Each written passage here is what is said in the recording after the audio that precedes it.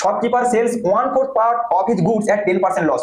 জল জল shopkeeper sales, একদম দারুণ প্রশ্ন, প্রত্যেকে নোট করে রাখবে প্রশ্নটা এবং প্র্যাকটিস করবে।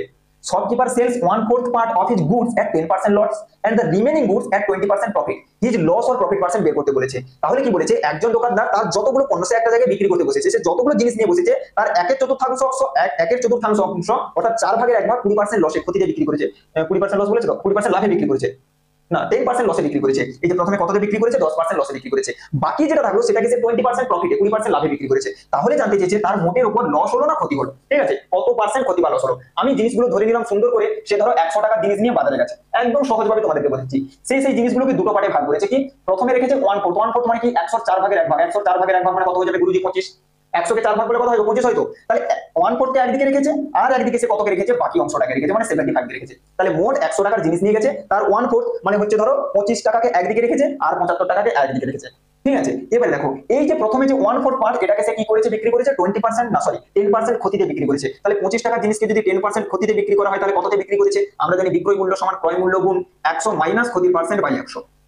তাহলে আমাদের কত হয়ে যাবে, 25 গুণ উপরে আমাদের হয়ে যাবে 90, নিচে আমাদের হয়ে যাবে 100। তাহলে কাটাকাটি করলে 5 এ কাটলে 5 2 এ 10, 5 5 এ 25, তাহলে আমাদের কত আসবে 45/2। থাকুক, কোনো সমস্যা নেই। এবারে বাকি যেটা রয়েছে, বাকি যে অংশটা রয়েছে 75 টাকা, সেটাকে কিসে কি করেছে, 20% লাভে বিক্রি করেছে। তাহলে এই যে 75 টাকার জিনিস, এটাকে যদি 20% লাভে বিক্রি করি তাহলে কত লাভ হবে, কত টাকা বিক্রয় মূল্য হবে। তাহলে বিক্রয় মূল্য সমান আমরা জানি ক্রয় মূল্য গুণ উপরে কি হয়ে যায় 100 প্লাস প্রফিট পার্সেন্ট বাই 100। তাহলে এখানে দেখো ক্ষতি হয়েছিল বলে 100 মাইনাস লিখেছিলাম, এখানে প্রফিট হয়েছে বলে 100 প্লাস লিখেছি। তাহলে 75 গুণ আমাদের কত হয়ে যাবে 120/100। এটাকে তুমি যদি কাটো 25 3 75, 25 4 100, 4 30 120, তাহলে কত হয়ে যাবে 90 টাকা।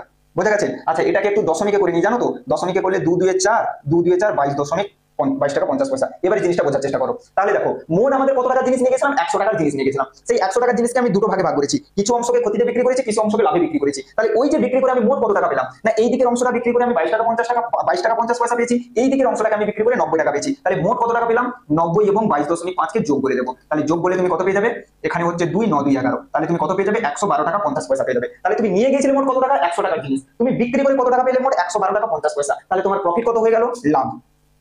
লাভ কত হয়ে গেল না, আমরা কি করবো, এখান থেকে এটাকে মাইনাস করে দেবো। নিয়ে গেছিলাম 100 টাকার জিনিস, যেভাবে বিক্রি করি না কেন বিক্রি করে মোট কত টাকা পেলাম, 112 টাকা 50 পয়সা। তাহলে আমাদের কত হয়ে গেল, 12 টাকা 50 পয়সা আমাদের কি হয়ে গেল, লাভ হয়ে গেল। আমাদের লাভ জানতে চাইনি, আমাদের শতকরা লাভ জানতে চাইছে। এবার এখানে আলাদা করে শতকরা লাভ বের করা দরকার কেন, না আমরা প্রত্যেকেই জানি 100 টাকার উপরে যত টাকা লাভ হয় সেটাই তো শতকরা। 100 টাকার উপরে, এখানে তো 100 টাকার উপরেই লাভটা আমরা বের করেছি। তাহলে 100 টাকার উপরে যত টাকা লাভ বা ক্ষতি হয় সেটাই হয় শতকরা লাভ। তাহলে 12.5% লাভ, অপশন এ আমাদের সঠিক উত্তর হয়ে যাবে। বোঝা গেছে প্রত্যেকের? ইয়েস বলবে।